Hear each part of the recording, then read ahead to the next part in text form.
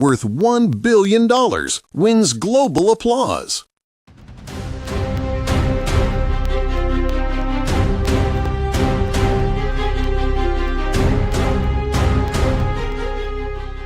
In a remarkable anti-narcotics operation, the Pakistan Navy has seized a record $1 billion worth of drugs from the Arabian Sea, reaffirming its professional excellence on the global stage. According to details, in just 48 hours, the Navy ship PNS Yarmouk intercepted 2 suspicious vessels and recovered 2 tons of crystal meth, 350 kilograms of ice, and 50 kilograms of cocaine, with a combined market value of $972.4 million. The operation was part of a multinational maritime cooperation framework supported by allied forces from several countries. The U.S. Central Command, CENTCOM, praised Pakistan Navy's swift and precise action, noting that the mission was conducted under the Saudi-led Combined Task Force 150. Saudi Royal Navy Commander Fahad Al-Juwaid called it a model of global collaboration, emphasizing that united strategies can effectively counter narco-trafficking threats across sea routes. This major success highlights Pakistan's commitment to regional peace and maritime security, proving its Navy's capability to operate at par with international standards. A high-stakes diplomatic moment emerges as U.S. President readies to host the Saudi Crown Prince following the sudden cancellation of the Trump-Putin summit.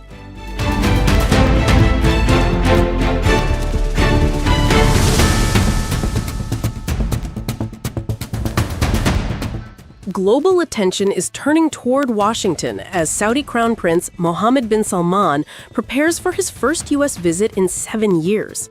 Scheduled for November 18th, the visit includes a landmark meeting with President Donald Trump at the White House, a pivotal moment in evolving global alliances. Both leaders are expected to discuss Middle East security, expanding defense cooperation, and strengthening investment partnerships. Energy collaboration will be a key agenda item, with both nations seeking stability in global oil markets. The Crown Prince will also meet prominent business figures in New York and Los Angeles to attract fresh investment into Saudi Arabia's growing economic sectors. Diplomatic analysts suggest the visit could further enhance U.S.-Saudi relations and reinforce a shared strategy for regional peace and economic balance. Meanwhile, tensions between Washington and Moscow have escalated after the abrupt cancellation of the Trump-Putin summit in Hungary. Reports indicate disagreements between the two sides' negotiators triggered the fallout, casting new uncertainty over U.S.-Russia relations. In Gaza's ruins, Kushner compares devastation to an atomic blast as U.S. offers conditional amnesty to Hamas leaders.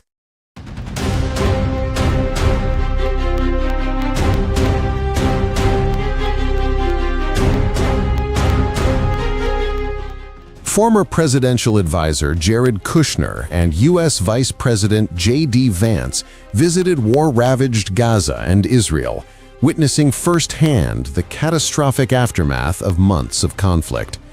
Standing amid the debris, Kushner described the devastation as a scene resembling an atomic bomb strike, admitting it was deeply painful to see families surviving in tents atop the rubble of their destroyed homes. While acknowledging that many children were killed in Israeli strikes, Kushner rejected labeling the assault as genocide. He urged Israel to provide opportunities and development for Palestinians if it truly seeks lasting peace and integration within the broader Middle East alliance. Vice President Vance said the disarmament of Hamas would be a gradual process, hinting that selected militant leaders could be granted amnesty if they surrender weapons and abide by the law. Meanwhile, Israel has handed over 15 more Palestinian bodies to Gaza under the ongoing truce, while Hamas has returned 9 Israeli bodies, with 19 still believed to be buried beneath the rubble. Big news for cricket fans. PSL set to expand with 2 new teams. Open bidding under consideration.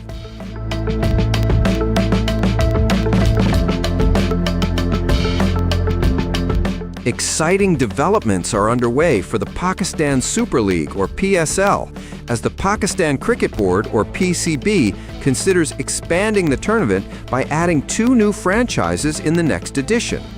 According to sources, PCB chairman Mosa Naqvi shared the news informally during a meeting with journalists at a private hotel in Karachi.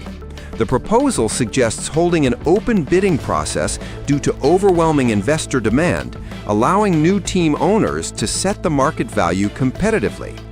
It is expected that team owners will choose their franchise names and cities, with the final procedure to be announced soon by the PSL management. The PSL, launched in 2016, initially featured 5 teams: Islamabad United, Peshawar Zami, Karachi Kings, Lahore Qalandars, and Quetta Gladiators. The 6th franchise, Multan Sultans, was added in 2018. With the inclusion of 2 more sides, the league will likely feature 8 teams, making the next PSL edition the biggest in its history, promising more action, more stars, and greater competition for fans across Pakistan and beyond. Cricket fans, get ready. Pakistan and India face off again, this time in the electrifying Hong Kong Sixes.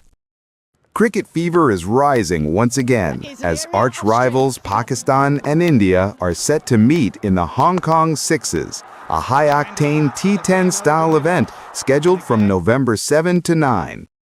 The tournament will feature 12 international teams divided into 4 groups.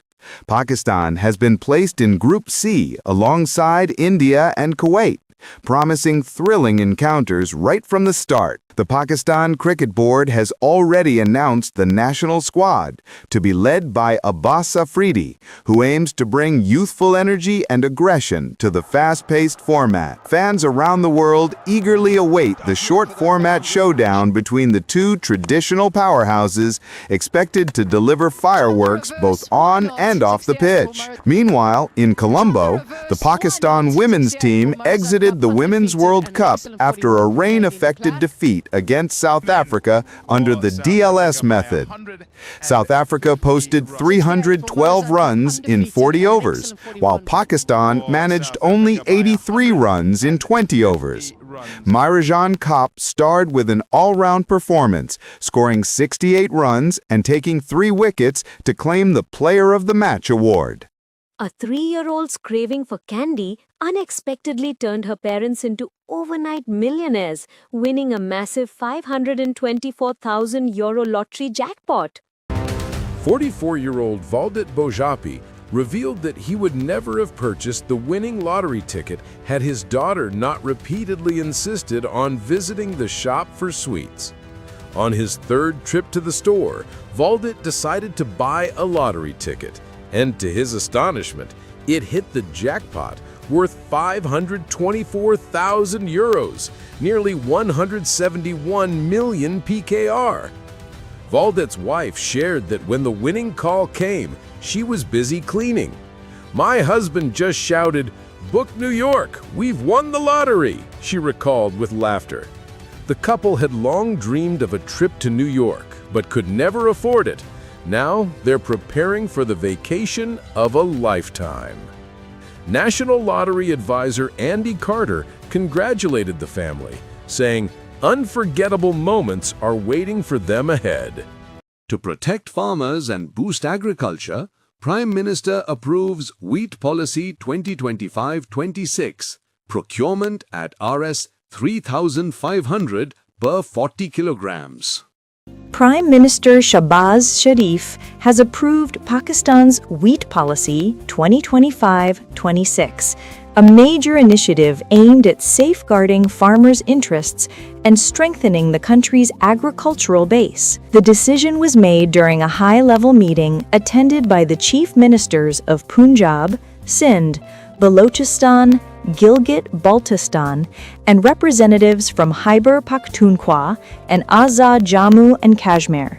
Addressing the participants, the Prime Minister said wheat is the backbone of Pakistan's agricultural economy, a staple food for millions and a key source of income for farmers. He emphasized that the government is fully aware of the challenges faced by the farming community and is determined to provide maximum relief. Under the new policy, 6.2 million tons of wheat will be procured at Rs 3,500 per 40 kilograms, aligning with international import parity prices. A National Wheat Monitoring Committee, chaired by the Federal Minister for National Food Security, will oversee implementation. The committee, comprising representatives from all provinces, will meet weekly and report directly to the Prime Minister.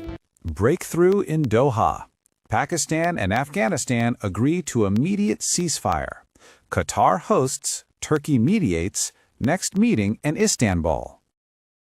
After 13 hours of intense negotiations in Doha, Pakistan and Afghanistan have agreed to an immediate ceasefire, marking a major diplomatic breakthrough for regional peace. The talks, hosted by Qatar and mediated by Turkey, concluded with both sides committing to end cross-border hostilities and establish a permanent framework for stability. According to Pakistan's official sources, the agreement reflects Islamabad's position of strength achieved through a firm military and diplomatic stance. Afghanistan reportedly made no demands during the dialogue and accepted Pakistan's core condition, the complete cessation of terrorism and facilitation from Afghan soil. A joint monitoring mechanism will be established to ensure compliance with the ceasefire terms. Sensitive details of the agreement have been kept confidential to maintain mutual respect and operational discretion. Defense Minister Khwaja Asif hailed the accord as a positive first step towards lasting peace, while Deputy Prime Minister Ishaq Dar emphasized that both nations will now respect each other's sovereignty. The next round of talks will take place in Istanbul on October 25, focusing on the monitoring mechanism and long-term border stability. Attention medical aspirants. MD-CAT 2025 test centers announced nationwide and in Riyadh. 140,000 candidates to appear October 26. The Pakistan Medical and Dental Council, PMDC, has officially announced the test centers for MD-CAT 2025, bringing relief and excitement to thousands of medical aspirants. A total of 35 examination centers have been set up across Pakistan, with an international center in Riyadh, Saudi Arabia, to facilitate overseas candidates. In Karachi, the test will be conducted at Dow University Ojha campus.